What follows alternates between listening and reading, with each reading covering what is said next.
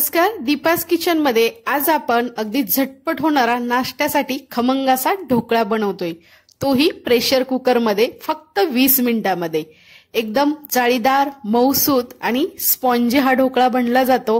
जास्त पसारा नाही, जास्त राडा नाही आणि एकदम कमी साहित्यामध्ये हा ढोकळा बनवून आपला तयार होतो। रेसिपी एकदम सोपी आहे। फक्त 20 मिनिटांमध्ये तुमचा हा झटपट असा मस्त नाश्ता तयार होतो। चला तर मग आपण रेसिपीला सुरुवात करूयात। इथे मी 1 वाटी इतकं बेसन पीठ घेतलेलं आहे। तर हे मी हिरा बेसन इथं वापरलेलं आहे। हे एका दुसऱ्या भांड्यामध्ये आपण काढून घेऊयात।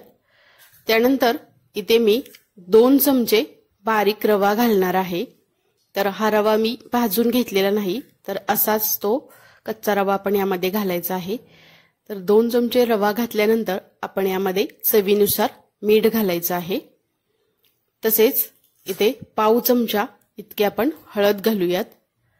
आता हे सर्व मिश्रण आपण एकत्रित करून घेऊयात। तर तुम्ही ते बघू शकता, मी याला अगदी एकत्रित असं मिसळून घेतलेलं आहे। तर आता यामध्ये आपण थोडं थोडं पाणी घालत एकाच दिशेने हे फिरवत चांगलं असं हे पीठ फेटून घ्यायचं आहे। तर जेवढं तुम्ही जास्त वेळ फेटाल किंवा जास्त चांगलं फेटाल तेव्हा तुमचा ढोकळा हा एकदम जाळीदार असा बनला जातो।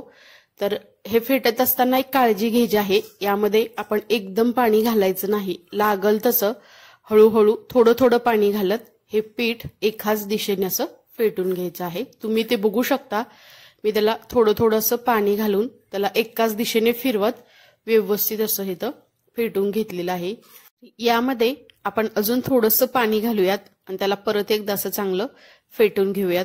साधारणतः मी याला चांगलं 2 ते 3 मिनिटे असं चांगलं फेटून घेतलेलं आहे आणि त्याची कन्सिस्टन्सी तुम्ही ते बघू शकता। तर असं आपल्याला हे पीठ करून घ्यायचं आहे। आता आपण यामध्ये 1 इनोची पुडी घालूयात। त्यानंतर इथे मी 1 चिमूटभर इतकं यामध्ये सायट्रिक ऍसिड घातलेलं आहे। तर इतकंच सायट्रिक ऍसिड घालायचं आहे, जास्त घालायचं नाही। आता हे मिश्रण आपण परत एकदा असं एकत्रित करून त्याला परत एकदा एकाच दिशेने असं फिरवत चांगलं फेटून घेऊयात।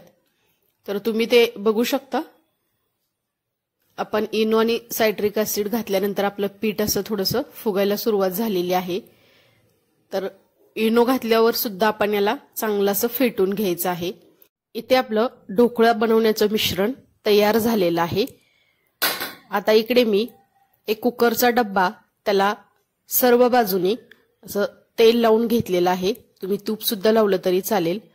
तर यामध्ये आपण हे ढोकळ्याचं मिश्रण घालणार आहोत। तर इथे बघू शकता त्याची कन्सिस्टन्सी आता इथे कशी झालेली आहे।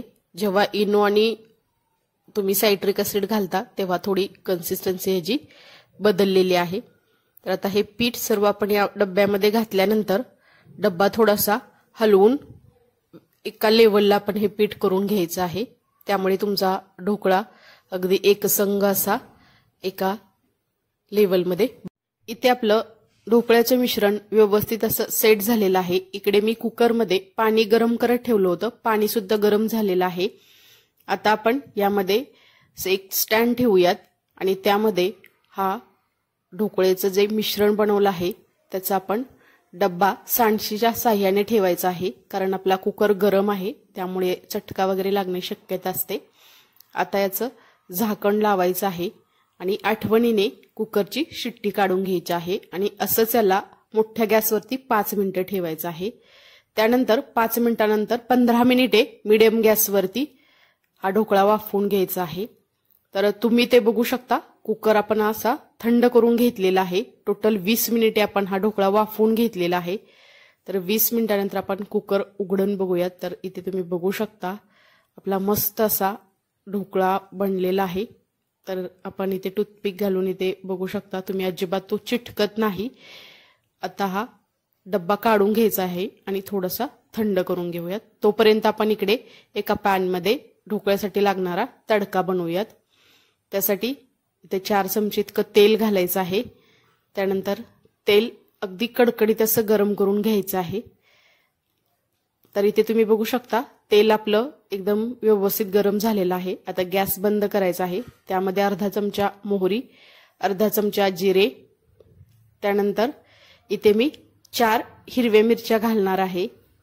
तुम्हाला आवडत असेल तर घालू शकता, नाही घातलं तरी चालेल. मिरची उडू नये म्हणून यावरती मी एक प्लेट ठेवलेली आहे आणि पॅन थोडासा हलवत आपण मिरची अगदी व्यवस्थित अशी तळून घ्यायची आहे. त्यानंतर इथे मी कढीपत्ता घातलेला आहे. तर कढीपत्ता आपण व्यवस्थित असा तळायचा आहे. मी त्यासाठी थोडंसं गॅस परत एकदा सुरू केलेला आहे आणि व्यवस्थित असा आपला इथे कढीपत्ता सुद्धा तळून झालेला आहे. इथे आपला तडका तयार आहे आणि इकडे आपलं ढोकळा सुद्धा थंड झालेला आहे.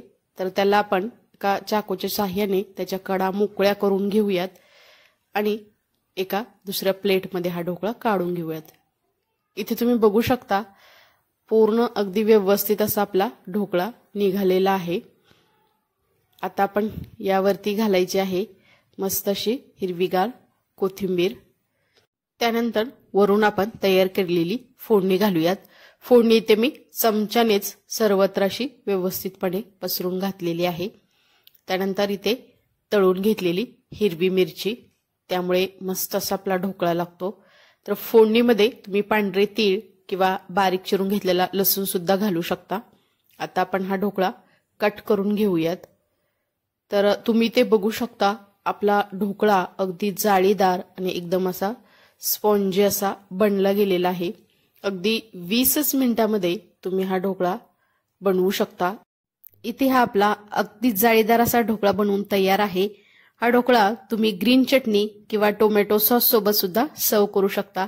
ही रेसिपी तुम्हाला आवडली असेल तर नक्की दीपाज किचन या यूट्यूब चॅनेलला लाईक, शेअर आणि सबस्क्राईब करा आणि शेजारील बेल आयकॉनवरती क्लिक सुद्धा करा, कारण तुम्हाला अशा छान छान साध्या सोप्या असणाऱ्या रेसिपी पाहायला मिळतील. नंतर भेटूया आपण अशाच एका छान अशा रेसिपी सोबत. तोपर्यंत सर्वांना धन्यवाद.